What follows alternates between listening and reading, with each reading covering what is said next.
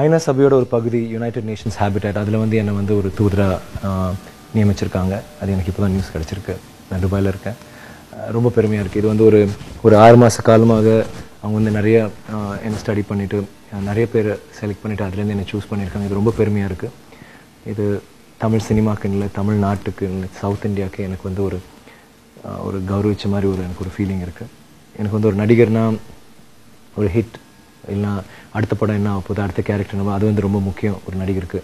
But ஒரு நடிகருக்கு ஒரு social consciousness இருக்கணும். அந்த சொசைட்டிக்காக நாங்கள் பண்ணுறதுக்கு நாங்களாம் ஐக்கன்ஸ்ன்னு சொல்லுவாங்க. ஒரு நடிகரால் ஒரு நல்ல எக்ஸாம்பிள் கொடுக்க முடியும். ஒரு நடிகராக நிறைய விஷயங்கள் நிறைய மெசேஜஸ் வந்து சொசைட்டிக்கு மக்களுக்கு கொண்டு போய் சேர்க்க முடியுன்ற ஒரு நம்பிக்கை எல்லாருக்குமே இருக்குது. எனக்கு எப்போவுமே இருக்கும்.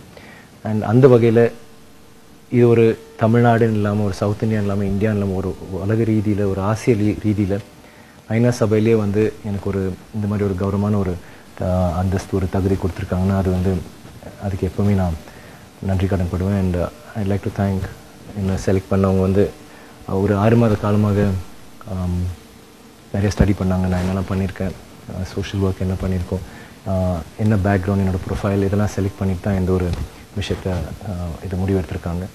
ஸோ ரொம்ப பெருமையாக இருக்குது.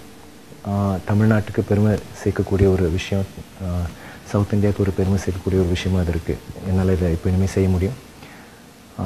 இது வந்து ஒரு நடிகராக இருக்கும்போது கண்டிப்பாக ஷூட்டிங்க்கு நேரம் இருந்தால், நேரம் இல்லைனா கூட இந்த மாதிரி விஷயங்களுக்கு நம்ம நேரம் ஒதுக்கிட்டு தான் இதெல்லாம் செய்யணும். அண்ட் ரொம்ப ரொம்ப பெருமையாக இருக்குது. அண்ட் தமிழ் சினிமாவுக்கு, என்னோடய டைரக்டர்ஸ், என்னோடய ரசிகர்கள் எல்லாருக்குமே நான் நன்றி சொல்ல ஆசைப்பட்றேன்.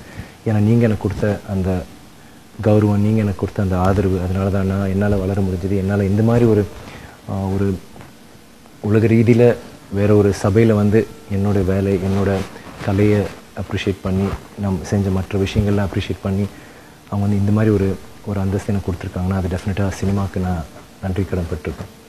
ஸோ தேங்க்யூ என்னோடய ரசிகர்கள் எல்லாருக்குமே. அண்ட் நிறைய வேலைகள் இருக்குது. இது வந்து ஒரு பெரிய ரெஸ்பான்சிபிலிட்டி. இது வந்து அவ்வளோ ஈஸியாக எடுத்துக்க முடியாது. அண்ட் இது வந்து எனக்கு இப்போ தான் புதுசாக இருக்குது. நான் வந்து ஐ திங்க் இதுக்கு வந்து நான் பாடுபடுவேன். எவ்வளோ முயற்சி செய்ய முடியுமோ சமுதாயத்துக்கு, ஐ திங்க் என்னால் எவ்வளோ செய்ய முடியுமோ நான் செய்வேன். Thank you very much.